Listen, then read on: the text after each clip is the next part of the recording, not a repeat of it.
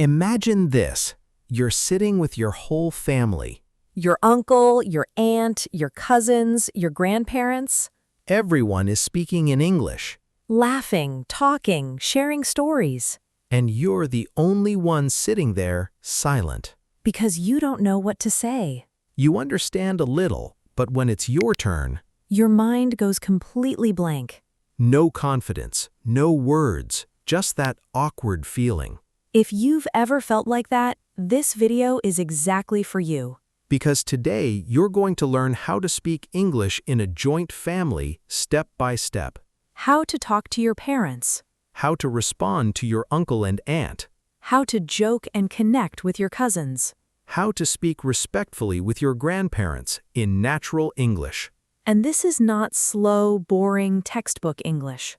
This is fast, real-life English, the way people actually speak in cities like Los Angeles and New York. Plus, there's one common mistake almost everyone makes in family conversations. And today, you'll learn how to fix it instantly. By the end of this video, you won't sit silent anymore. You'll speak, respond, and be part of the conversation.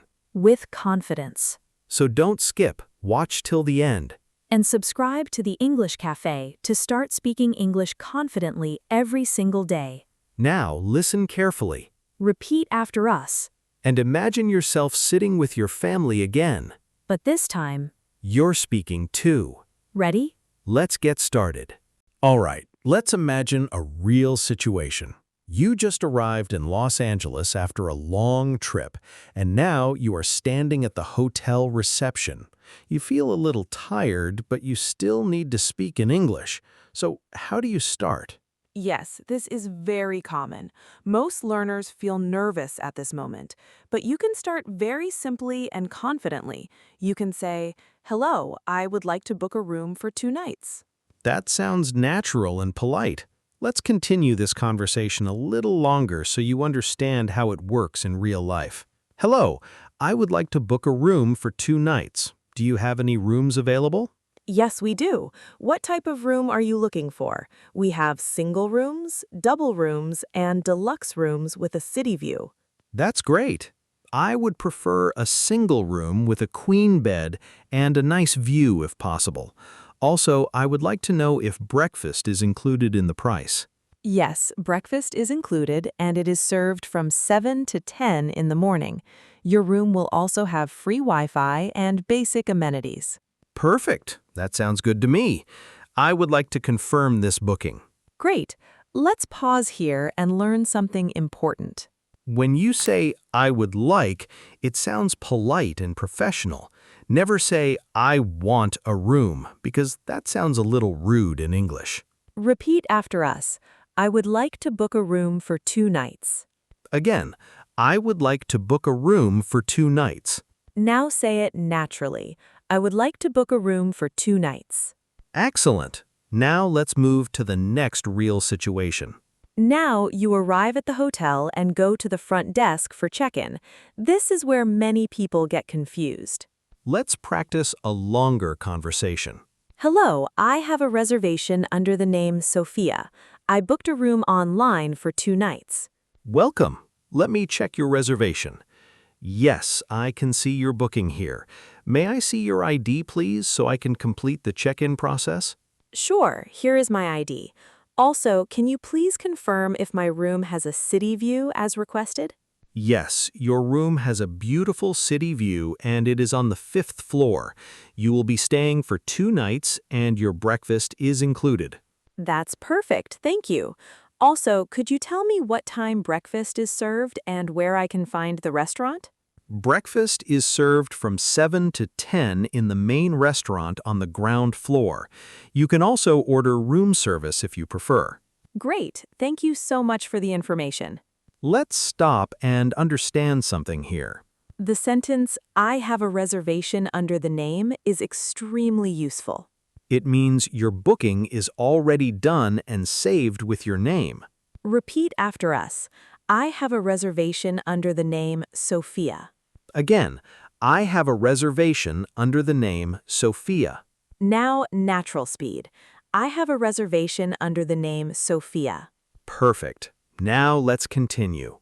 Now you go to your room and after some time you notice a problem. Yes, this is a very real situation.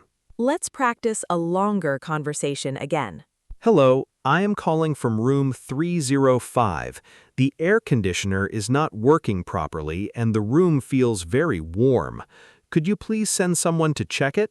I'm really sorry for the inconvenience. I will send our maintenance staff right away and they will fix the issue as soon as possible. Thank you. I really appreciate your quick response. Also, I was wondering if you could send some extra towels to my room. Of course, I will arrange that for you. You should receive the towels within 10 minutes. That would be great. Thank you so much. Now let's learn something important. Instead of saying, fix this, or send towels, you are using polite sentences. For example, could you please send someone to check it? Or, I would appreciate that.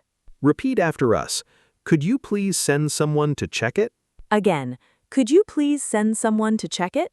Now natural speed. Could you please send someone to check it? Excellent. Now let's move to another situation. Now you feel hungry and you want to order food from your room.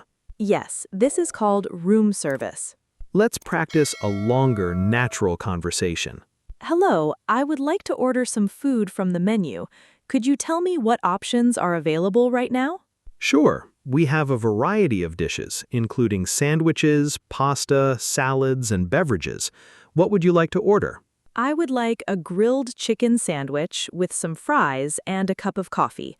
Also, how long will it take for the order to arrive? Your order will be delivered within 20 to 25 minutes. Would you like to add anything else to your order? No, that will be all for now. Thank you for your help.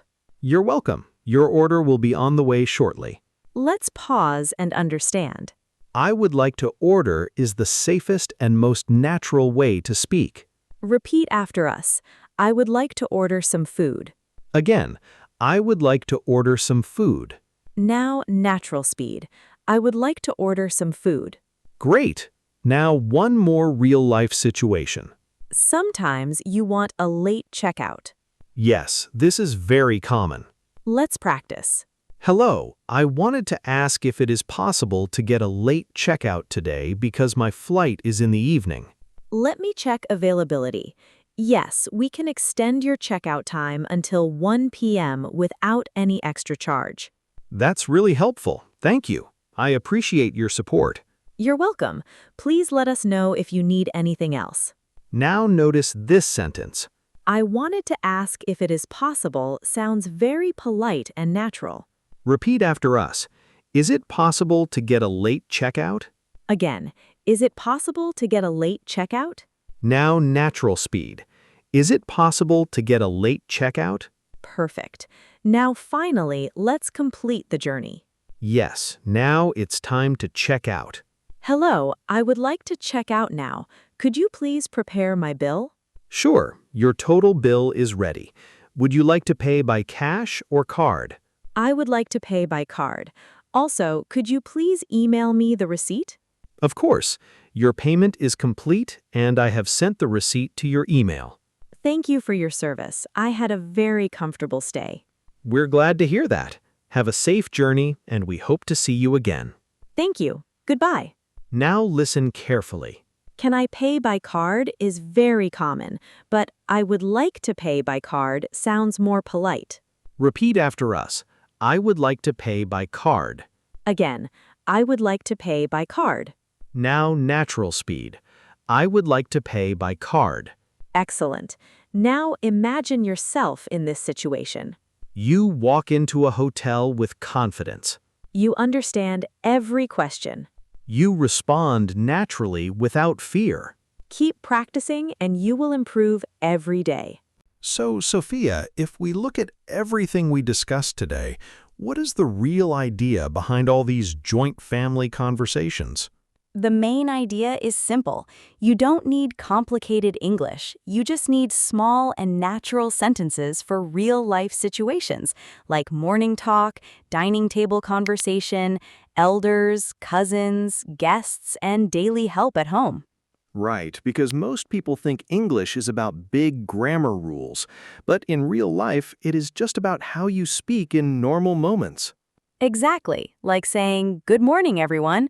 What are you planning today? Would you like some tea?" Or "Could you please help me?" These are the sentences that actually matter. And today we covered something very important, how your tone changes in different situations. With elders, you become polite. With cousins, you become casual. And in misunderstandings, you stay calm. Yes, and also how to react naturally, like saying, "That sounds nice. Oh, really? I see your point." These small reactions keep conversations alive. And the biggest mistake people make is staying silent. Even if your English is simple, speaking something is always better than saying nothing. Because confidence doesn't come first. Speaking comes first. Confidence comes after that. So next time when you're at your home, sitting with your family, don't just listen silently. Try to join with small sentences. Even one line is enough to start. And slowly, you will notice something. You are no longer afraid of speaking English in real-life situations. And all these situations we practiced today, morning, dining table, elders, cousins, guests, these are the exact moments where you can improve your English every day. So keep practicing like this daily, because English is not learned in one day. It is built step by step. And if you want to keep improving your English in real-life conversations like this, Then keep following the English Cafe. because here we don't just teach English We help you speak it in real life. every single day.